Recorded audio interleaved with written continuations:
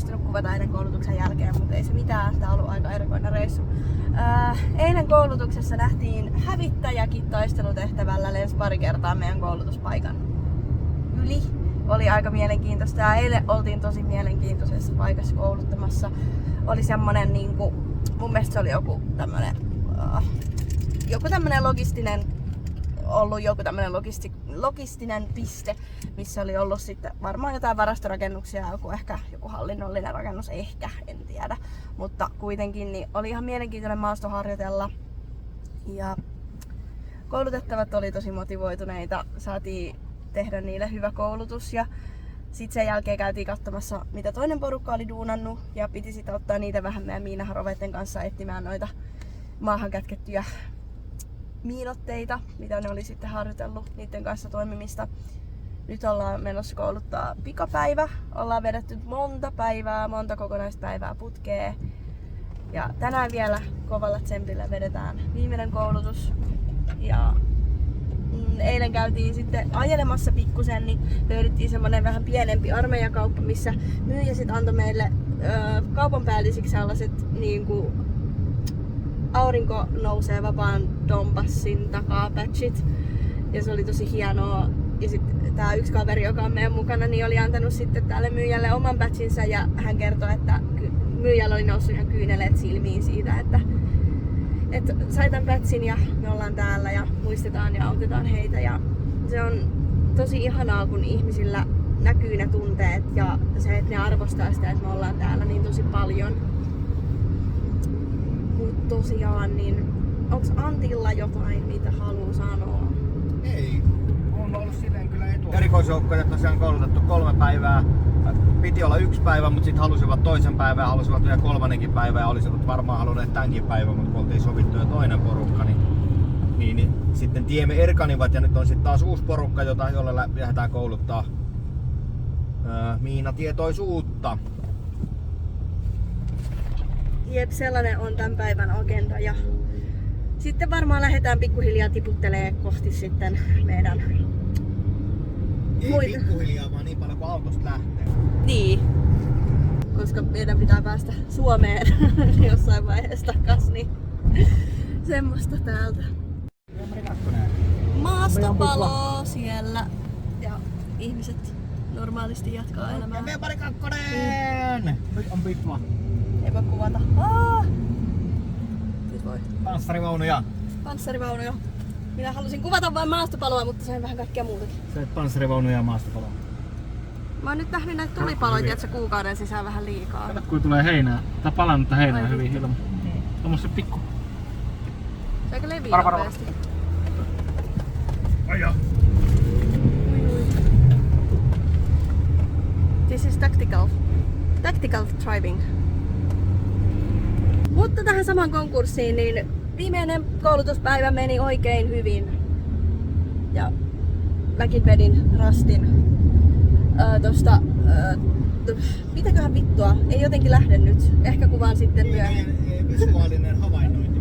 Niin, miinojen visuaalinen havainnointi. Ja sitten meillä oli tosiaan, pidettiin teoriatuntia ja sitten oli vielä sit toi miinotteen läpikulkeminen. Tehtävärata, eli miinotteen läpikulkeminen. Ja Kansalliskaartin tiedustelu. Haluatko sanoa vielä jotain muuta? Niin, oli Kansalliskaartin tiedustelujoukkue ja me ollaan nyt täällä yhdellä aktiivisimmista rintamalohkoista ja niiden niin kuin takalinjoilla tavallaan, missä koulutettiin ja lähellä on tässä kaupunkeja, mihin on eilenkin yöllä Venäjä ampunut ohjuksia lähes kaikkiin näihin, mitä tässä on ja näitä kaupunkeja, että ollaan niin kuin aika lailla niin sanotusti pelipaikoilla oltu kouluttamassa. Joo, toi on ihan totta. Mut mä kerron mun omia tunnelmia vähän myöhemmin, kunhan mä saan koostettua mun ajatukset johonkin järkevään muotoon, mutta sain koulutuksista taas pätsejä ja oli kivoja Tactical overtake. Tässä oli nyt vähän ehkä riskaapeli ohitus, mutta oli. Mut mä ehkä jatkan kuvailua, kun me vähän rauhoitutaan, niin heippa taas. Tosta alkaa juna, ei näy kyllä mitään vittu tästä kamerasta, mutta ihan vitun pitkä juna. 1, 2, 3, vittu ainakin 10. Haastattelu. Täällä vasta tulee pää. Ystävät puhuvat jälkeen, ranteen painetaan. Rautamalmia varten. Kaikki kyselee miltä tuntuu. Kaikki kyselee miltä tuntuu. Kaikki kyselee miltä tuntuu. Kaikki kyselee miltä tuntuu. Varmistin pois ja liikkuvat taas kaksoiskonekiväärit purtavaa saa. 80 pokaalia on Paronilla palkintokaapissa. Varmistin pois ja liikkuvat taas kaksoiskonekivääri purtavaa saa. 80 pokaalia on Paronilla palkintokaapissa.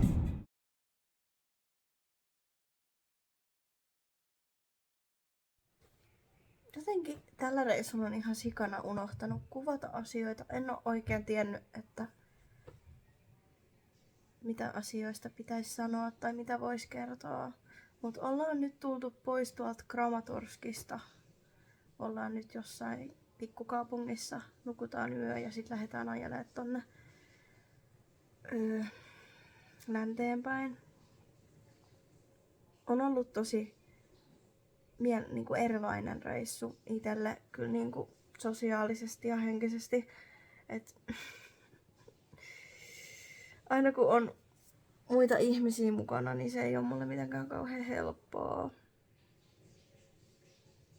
En mä vieläkään tiedä, mitä mun pitäisi sanoa. Tää on ollut ihan eri tavalla silmiä avaava kokemus. Kun mä katsoin tossa just jälkikäteen kuvia, tai tässä nyt niinku katsoin videoita ja kuvia, niin vaikka se menkisi jostain tuhoutuneesta talosta, niin ei se vaan välity niissä kuvissa, se tunnelma, mikä siellä paikassa on. Et nytkin mä katsoin yhtä kuvaa silleen, että mitäköhän mä oon tässä yrittänyt kuvata, kun tässä on vaan kasa tiiliä. Ja sit mä muistin, että ai niin, on kuvannut talon raunioita. Ja se oli aika pysäyttävää mun mielestä. Ajomatka kyllä sujui ihan hyvin. Pitkään oltiin autossa, syötiin mäkkärissä. No jos muut olisi halunnut maistaa varmaa, mä en tiedä, se on joku semmonen rullakebabin tyyppinen ruoka ja myydään sellaisissa kadunvarsikioskeissa. Ja se ei oikein napannut mua, niin mentiin sit tosiaan mäkkäriin, mikä oli sit vähän tutumpi ja turvallisempi mulle. Mut nyt lähinnä jännitetään sitä, että saadaanko me auto, millä me voidaan ajaa Varsovaan vai joudutaanko me mennä bussilla. Koska meillä on ihan oikeasti 10 000 edestä varusteita, niin mua ei ihan oikeasti ihan hirveästi nappaisi mennä bussilla täältä Varsovaan. Koska en varmaan nukkuisi sekuntiakaan, kun en luottaisi siihen, että mun kamat pysyy tallessa. Mitäköhän muuta? En tiedä tässä kohtaa muusta. Tosi paljon täällä kulotetaan peltoja, mikä on ollut hauska nähdä. Että jos jossain kirjoissa on kuvailtu sitä, että kevät tuoksuu kulotukselle, niin nyt mä tiedän, mitä sillä tarkoitetaan. Aikaisemmin se ei ole oikein koskaan avautunut mulle, mikä on sen niinku fraasin tarkoitus. Mutta nyt se avautuu ihan eri tavalla. Mut tää reissu kyllä vaatii melkoista ajatusten kasailua.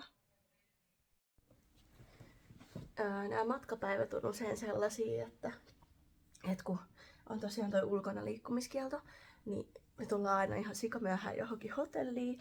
Sitten me mennään nukkumaan, sitten me herätään ihan sika-aikaisin ja jatketaan matkaa.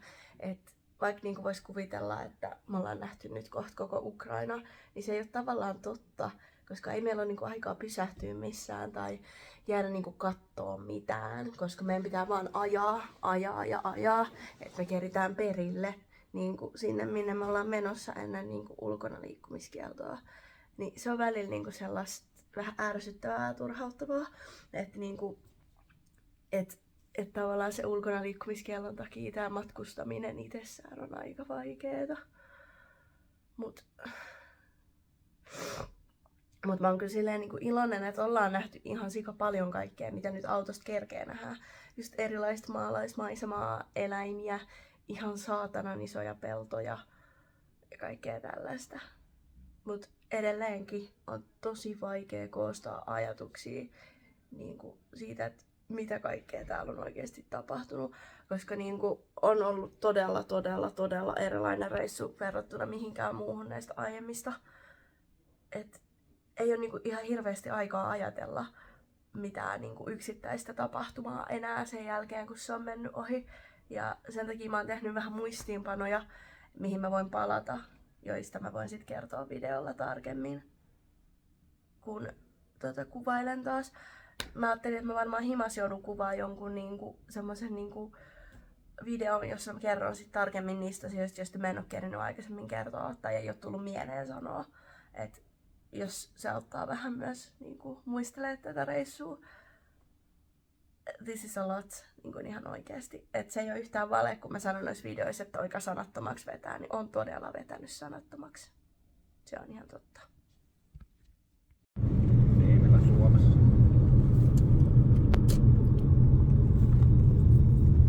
Kataisin aina, kun ei mitään kaistaviivoja jäljellä.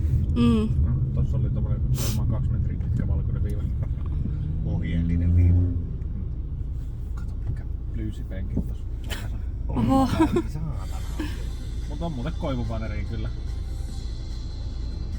Ja sitä mäntylautaa tuossa päällä. Niin jo. Tai joku havupuulauta.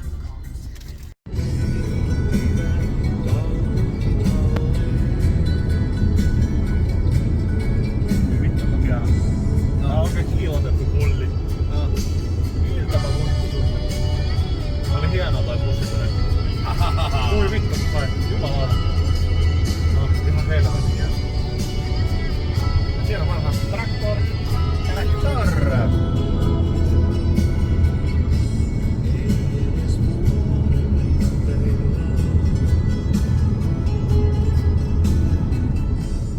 Voi pieni koira tuli sieltä katsomaan, että onko meillä ruokaa.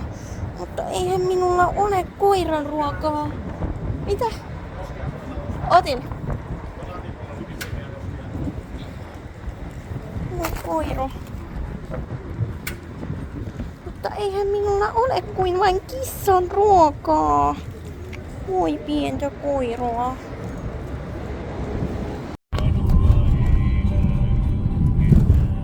Meni puhelin liikaa, niin kamerat on mennyt Siinä on kiva pikku homma.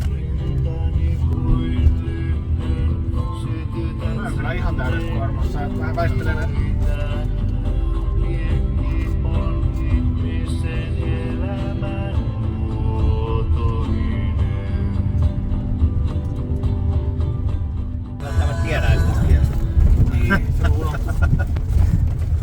Täällä mennään taas tällaisia helvetin kilttupolkuja, niin kuin mentiin viime reissunkin loppupuolella.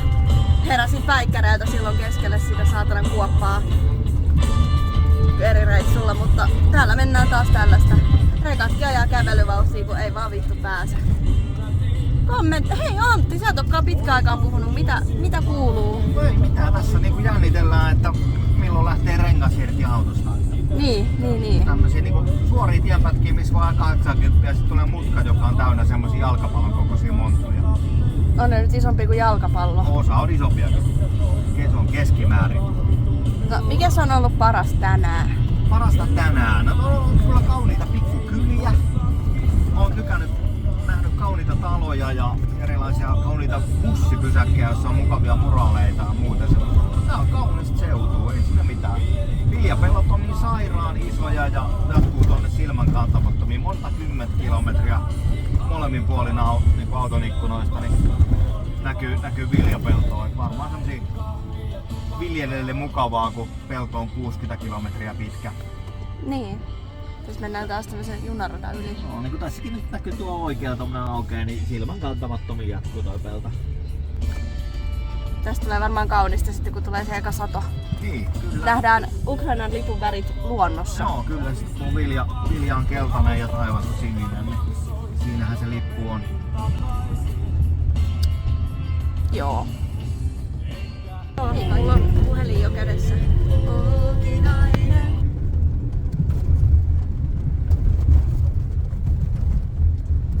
Hevoskärry on siellä.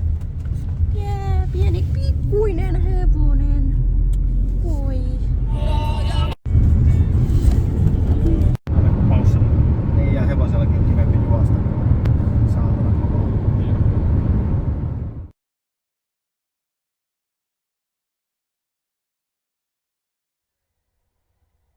No niin, terve täältä muuton keskeltä. Olen siis saapunut kotiin ja pakkaan. Ja loppureissusta ei tullut kuvattua ihan hirveästi klippejä, koska se oli käytännössä vaan ajamista. Ja viimeiset pari päivää oli sit sellaista, oltiin vapaalla ja ihmiset teki mitä teki ja mä sitten selviydyin siitä ja näin. Olisiko ollut tokavika yö, oli aika mielenkiintoinen. Muut oli ottanut kuppia, itse olin selvinpäin ja sit mä heräsin niinku vähän ennen 5 siihen, että jotain välähtää ulkona tosi kirkkaasti. Ja mä olin ihan, että okei, what's happening? Ja sen jälkeen alkoi kuulua suihkumoottorin ääni ja sit kuului joku vähän vaimeempi ääni. Ja sit mä olin ihan silleen, että ei vittu, että onko tää nyt oikeasti hävittää täällä niinku Länsi-Ukrainassa, että nyt ei mene kyllä hyvin, jos Länsi-Ukrainassa on hävittäjiä. Ja mä olin ihan silleen, että ei saamaria. Sitten siinä yritän saada unta, mutta enhän mä tietenkään saa, koska mä yritin selvittää, että mitäköhän vittua tässä on tapahtumassa ja mitä on tapahtunut ja kaikkea muuta. Mut sit aamulla mä sain tietää, että tosiaan täällä kaupungissa, missä me oltiin yötä, niin oli sit ollut ohjus, semmonen Kalibr-ohjus ja se oltiin sit saatu torjuttua, mutta mulle ei koskaan selvinnyt, että mikä se välähdys oli, mihin mä heräsin. Koska siitä ei kuulunut mitään ääntä, mä heräsin vaan siihen, että se oli saatanan kirkas valo, johon mä heräsin ja mä olin ihan se, että mitä tapahtuu. Mut muuten ajettiin Varsovan kautta, lennettiin kotiin ja olisiko ollut vika kokonainen päivä, niin oltiin tosiaan grillipileissä, tavattiin muutamaa paikallista ihmistä ja kuunneltiin vähän slaavimusaa ja se oli ihan hauskaa. Tää oli oikeesti vähän hämmentävä reissu itelle. En tiedä, mulla on kyllä tossa muutama muistiinpano vielä, mistä mä haluaisin puhua, mutta mulla on ihan semmonen olo, että mun on pakko pakkaa ja lähteä vittu viemään tavaroita uuteen kämppään ja kaikkea. Tää on aika semi-ahdistavaa kyllä.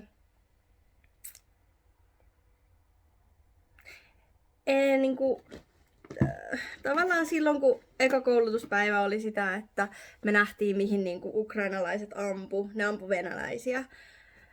Ja tavallaan se oli niinku 15 kilsan päässä about siitä, missä me oltiin. Niin se oli kyllä semmonen niinku, sen jälkeen kaikki on tuntunut oikeastaan vähän puurolta.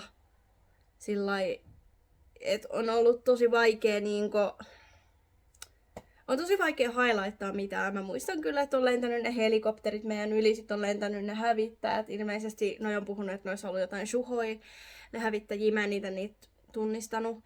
Mut mennään sillä, että noissa on ollut suhoita tai jotain sellaista. Ja sitten kun on katsonut jälkikäteen jotain noita kuvia jostain rakennuksista, mitkä siis on romahtanut ja muuta, että on basically vaan niin kuin tiilikasa jäljellä. Ja sitten mä oon ottanut niistä niin kuin kuvia. Niin sit kun niitä on katsonut jälkikäteen, niin on ihan oikeasti joutunut miettimään, että mitä mä olen yrittänyt kuvata. Ja sitten sit muistaa, että ai niin, mä kuvasin niitä romahtaneita rakennuksia, kun ei ne edes näytä enää niinku rakennuksilta. Et vaikka niinku, tästä ei ole kuin maks 4 päivää tai 5 päivää, kun mä kuvasin ne romahtaneet rakennukset siellä paikassa, missä me harjoiteltiin niinku rakennetun alueen niinku EOD ja muuta. Niin niinku, ei ne kuvat vaan niinku näytä sitä. Tai siltä, miltä se paikka näytti. Se on jotenkin, ne näyttää vaan tiiliskivikasvoilta. Ja mä tiedän, että siellä oli taloja. Ja se on ihan saatanan vaikeeta. Tää oli kyllä jotenkin ihan eri tavalla vaikea reissu. Siis me käytiin noin 15 kilsaa. Me oltiin lähimmillään etulinjasta 15 kilsaa. Ja sen jälkeen kaikki on vaan ollut vähän puuroa. Et kaikki on vaan niinku... Mä en niinku koe, että mä olisin niinku sillain järkyttynyt. Mut jotain ehkä jotenkin mun sisällä särkyy, koska on semmonen niinku tyhjä olo. Tai semmonen niinku, mikä ei tavallaan tunnu miltään. Se on vähän semmonen. Mut se voi olla myös, että kun mua stressaa tää muutto ja kaikki. Mutta I don't know.